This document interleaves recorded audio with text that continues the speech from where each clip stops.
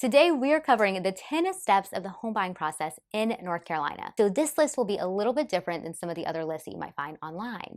So when I created this list, I really wanted to be sure to incorporate the most common questions that home buyers have. So this list is created around those questions. And I'm going to give you some really helpful tips you won't find online that will hopefully save you a little money and save you a little stress. Let's get into it. So FYI, there are timestamps down below, so feel free to jump ahead if you already have the step covered, because it is pretty basic, but it is important to know. So the very first thing that you want to do is understand how much you actually need to save in order to buy a house. A common question is, how much do I need for a down payment? And there are a ton of different loan programs, some requiring as little as 0% down all the way up to 20%. However, you might be surprised to know that the average down payment for a first-time home buyer is 8% of the home's purchase price. And for buyers who bought a home in the past, they typically put down around 19%. A lot more accessible than most people think. And if you're curious about the 0% down payment options, typically you will find those with the VA and USDA loans. Now, there are down payment assistance programs. However, as beneficial as they are, it's really important that you approach them with caution. You need to make sure that you fully understand the requirements and restrictions, and not just in qualifying for the programs, but you need to know the restrictions that you will have while owning the home. Now, these programs can be really helpful, but you just really need to make sure that you read the fine print and know what you are committing to. So moving on to the closing costs, they're typically 3 to 4% of your home's purchase price. Now, it is possible to negotiate with the seller to cover some, if not all, of the closing cost, but it's not a guarantee. So it is not a bad idea to have that money saved just in case. And lastly, your credit score is going to be the backbone of securing a favorable mortgage in terms of the mortgage terms and the interest rate. So do everything you can to get your credit score as high as you can. So I go a little bit against the grain with this next step, but before getting a loan approval, I do advise that you connect with a realtor. So what I have found is that the financing is the most foreign and oftentimes the most scary aspect for home buyers. Even if you've purchased a home in the past, it will save you a lot of time and confusion to go directly to someone who can give you some tips and even tell you what the right questions are to ask. So I give all my buyers 3 tips when they're starting the loan process to make the process a bit easier and also save them some money. And I'm going to tell you those tips here shortly. But first, let's talk about choosing a buyer's agent to represent you. So a buyer's agent is a realtor. The term is interchangeable. And hiring a good realtor is a crucial step when buying a house. So we're going to advise and protect you both before you go under contract and after. So a good realtor will tell you, hey, I know you love this neighborhood, but FYI, almost every other house in here has had busted pipes. We can tell you that this local builder is, they build beautifully lovely homes on the exterior, but they also have a ton of active lawsuits against them and keep changing their LLC and continue to build structurally unsound homes. So it's so much more than just helping you navigate the contract, but it can also prevent you from losing out on a lot of money and a lot of time and stress. And just so you know, it is okay to interview different realtors because it's more than just choosing someone who is knowledgeable and experienced. You also have to choose someone that you want to work with. You're going to be working really closely with this person. So you want to choose someone that you trust and someone that you really like working with. And even if you're in the very beginning of the home buying process, don't be afraid to reach out to a realtor just to have a conversation. No joke, I have some buyers reach out to me a year before they're even ready to start the process just to get an idea of what they need to expect. So if you do have any questions, I am more than happy to answer any for you no matter where you are in the process. This is all my information. I am licensed in North Carolina and South Carolina. Also, all my information is below, and I am more than happy to help. Next up is qualifying for a loan, and I promise you it's not going to be as scary as you might think. So to simplify the qualification process, you can really think of it as 3 steps. You've got pre-qualification, pre-approval, and underwriting. So pre-qualification is going to be your very first preliminary step. This is when you submit your application online.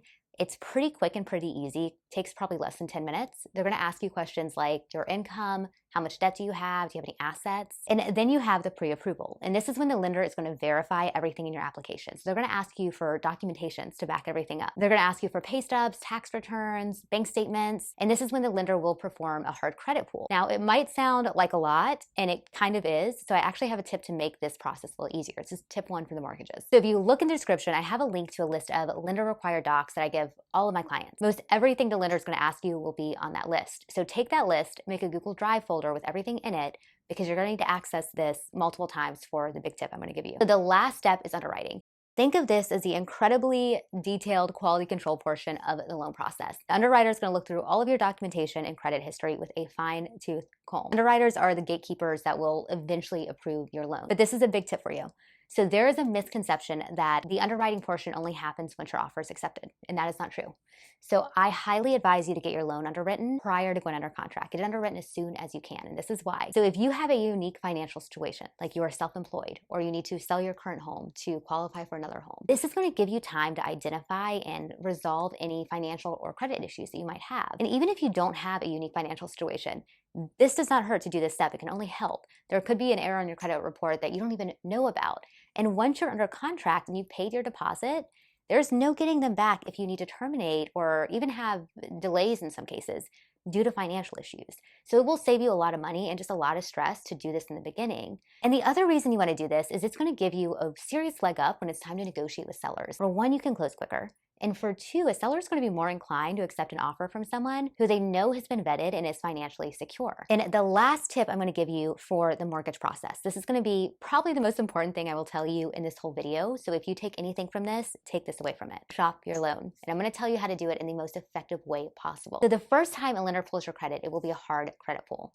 However, the credit bureau does give you a few weeks to shop your loan without your credit score dropping every time. So best practice is to apply with at least 3 different lending institutions. And it's not a bad idea to apply with a mortgage broker, a direct lender, and your bank, especially if you're in a credit union. So these are all different types of lending institutions. So you will get a really well-rounded view of what your options are. And leave me a comment if you would like more clarification as to why they're different. But just for the purposes of this video, just know that they are different and get a quote from each of them. And you're going to ask each person that you apply with for 2 things, your monthly payment and your loan estimate. Because lender A may be giving you a killer monthly payment, but you may be paying a whole lot in closing costs. So it's important that you read through both of those documents and really weigh what makes the most sense for you. And finally, when you have the numbers, go to the person that you feel that you work with the best, who's the most communicative and the most helpful. And if their numbers are higher than your lowest quote, ask if they can match it, because having a knowledgeable, customer-focused lender will make your life so much easier.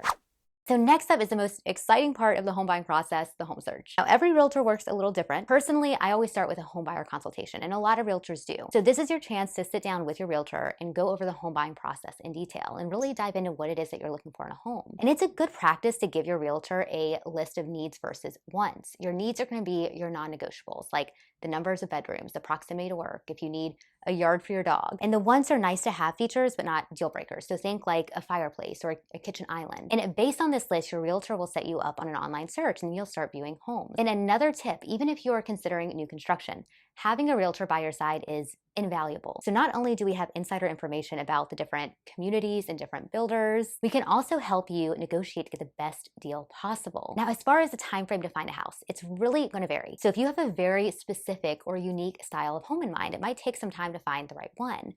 But more often than not, the time frame is going to boil down to your motivation. So most of the time, when I have buyers that are really motivated, they can find a home in about 30 days, give or take, but it really just depends. And it's also going to depend on the market. So in a market like Charlotte, North Carolina, if a home is priced correctly, you do need to be prepared to move pretty quickly if you really like a home. And it is not uncommon to see multiple homes in one day. So I tell all my clients, when you are viewing homes, don't be shy. Open all the closets, open all the cabinets, take photos and videos, because the houses do kind of blend together after a while. So you have found the perfect home, and now it is time to submit an offer. So an offer is going to consist of several components, but we can break it down to the most important terms. And that's going to be the numbers, the dates, and the deposits. So let's start with the numbers. This is going to include the purchase price and your closing costs. Now, if a home has multiple offers, you will likely need to offer above asking price. If it's been on the market for a while, you do have room to negotiate. Same thing applies with closing costs. And here is another tip for you. Before submitting an offer, I have all of my buyers give the numbers they're going to offer to the lender, and the lender can run scenarios based on the offer amount. So you will know exactly how much your monthly payment and closing costs will be at the very beginning. Next up, we have the dates, and this is going to include the closing date and your due diligence date. Now, in most cases, sellers do prefer a quick closing. However, on average, in the Charlotte market, closing takes place about 30 days after you go under contract. But the sooner you can close, the better. And the due diligence date is your deadline to complete all inspections, appraisals, finalize any financing. All of that good stuff happens during this period. Now, it is a negotiable amount of time, but typically it's about 3 weeks. And then finally, we have the deposits. Now, this is where things get a little weird in North Carolina. So you have 2 upfront fees that are due once the offer is accepted, not when you write the offer, once it is accepted. Now, the earnest money is a good faith fee, and this is paid by you as the buyer, and it's put in a third-party escrow account, typically an attorney, until closing day. You will get that money back at this point. There is a caveat though. If you decide to back out of the contract after the due diligence period, then you will lose that money to the seller. The seller will keep that. I will say though, in 7 years of selling real estate, I've never had a client lose their earnest money, knock on wood. For the most part, any reason that you would need or want to back out of a contract, you would know during the due diligence period. So it's not super common to lose that money. Now, as far as the due diligence, this is very unique to North Carolina, very unique. This is a fee that is paid by the buyer to the seller. This fee gives you, the buyer, to back out of the contract for any reason or no reason whatsoever. So in our state, the seller is, for the most part, legally required to close on the home once they're under contract. So this due diligence fee is their only remedy if the buyer terminates the contract. Now, if we close on the home, the buyer gets his money plus the earnest money back in full. But if the buyer backs out of the contract at any time for any reason, it can be related to finance issues, not coming to terms with repair negotiations, or they just wake up and they decide they want to put an offer on another home. Whatever the reason, they can terminate the contract, but the seller will keep that due diligence money. So those are the big things that you need to know about writing an offer. And your realtor will work with you to create an offer that not only looks good in the eyes of a seller, but also that you're comfortable submitting, because that's a really big part too. You want to know what you're committing to. Now, once your offer is accepted, the seller has 3 options. They can accept it, they can reject it, or they can counter. Acceptance is congratulations, rejection is back to showings, and a counter offer means that the seller likes some of your terms, but they may want to renegotiate other terms. This is not an uncommon occurrence, so don't be surprised if your offer isn't accepted right away. Now, unless specified, there is no deadline for the seller to respond to your offer. Typically, it takes a couple hours, but it could be up to a day. I just tell all my buyers to expect a response in 24 hours so they're not biting their nails, dying from nerves, but typically you'll hear back in a few hours. So now you are under contract. So things are going to start moving kind of quickly here. So the minute you have a signed contract from the seller, this is when your due diligence period begins. And the very first thing you're going to do is you're going to write those deposit checks for the earnest money and the due diligence. Next, a lot of things are going to happen somewhat simultaneously, not necessarily consecutively or in a neat sequence. So over the next few weeks, you will be obtaining home insurance. You'll be finalizing the loan docs, getting a survey. Your title search will be ran at this time. So in North Carolina, the attorney is going to facilitate the title search. This means that they're looking into the legal history and ownership of the property. They want to make sure that you are buying the house free and clear of any legal issues or any ownership issues that might be tied to the home. Clearly, there's a lot happening during this period. And the good thing is that you won't be responsible for knowing what needs to happen or even facilitating most of these things. This is where your realtor comes in. So we will make sure every box is checked, every document you have reviewed and you understand, and we'll help you negotiate and resolve any inspection or appraisal issues, which is a perfect segue to the next step, the inspection. So it is a good practice to schedule a home inspection as soon as we are under contract. In the event there are any major repairs or even minor repairs, we have plenty of time to obtain quotes and negotiate a resolution. Now, one thing that is really important to understand, a home inspection is not a pass or fail test. The purpose of a home inspection is to not just tell you what's wrong with the house, it's to give you an overview of the home and all of the systems. So a general home inspector will inspect everything from the top to the bottom, foundation to the roof, all of your mechanics, all of your major systems. They're going to tell you the age of your systems, the condition, really everything that you need to know about the ins and outs of your home will be in that inspection report. So do not freak out if you get it and it looks massive. Remember, it's a snapshot of your whole home. It's not just all of the issues. And every realtor goes about negotiating repairs differently. How I go about it is the ABC method.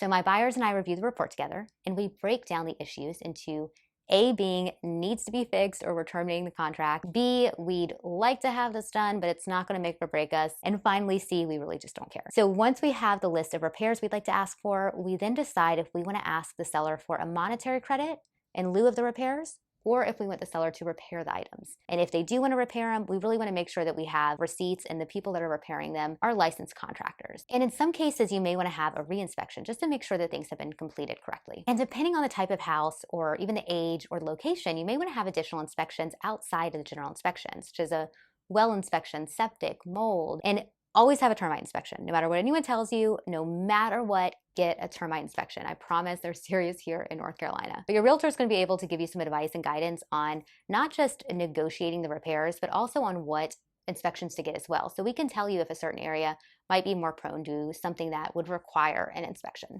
Next is the appraisal. So it typically takes place about a week after you go under contract. And the appraisal is ordered by the lender. And here's a little secret. So the true purpose of an appraisal is actually to make sure that the bank isn't overlending you money. It does protect you from overpaying, but ultimately the bank really just wants to protect their investment. So there are 3 outcomes of an appraisal. It can come in at the contracted price, it can come at over the contracted price, and those are the ideal scenarios. Or the third outcome is that it comes in below the contracted price, and we don't want this to happen. But if it does, we do have some options. So the seller can agree to lower the price to the appraised value, or they might ask you as the buyer to cover the total or a portion of the difference in cash.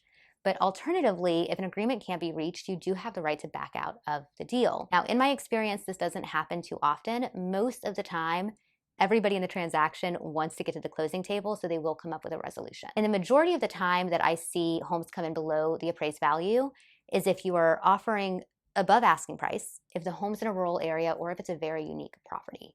And the one last thing that you need to know about the appraisal process is that the appraisal can come back subject to repairs, meaning certain items need to be repaired before the bank will give you the loan. And I see this the most with government-backed loans like FHA, VA, and USDA, especially if the home is older or a bit rundown. So you made it to closing. We are finally at the finish line. So the first step of the closing process is actually to do the final walkthrough of the home. And this is going to take place either right before closing or the day before closing. And this is to ensure that the seller has removed all their personal belongings and the home is in move-in ready condition. Now, a few days before closing, the lender is going to issue you what's called a closing disclosure, also known as a CD. This will be the itemized list of all of your closing costs and loan costs. It will also tell you the final amount that is due from you at closing. So now that you're heading to closing, in North Carolina, our closings take place at the attorney's office. It's about 45 minutes and you'll be signing a whole lot of documentation.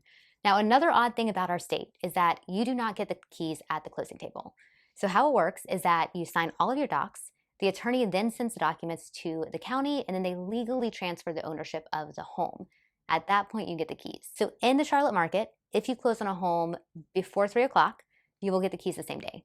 After 3 o'clock, you won't get them till the next day. But once you have them, you're officially a homeowner. So there you have it, everything you need to know about buying a house in North Carolina. If you have any questions or need clarification on anything that I didn't cover, please don't hesitate to reach out or leave a comment.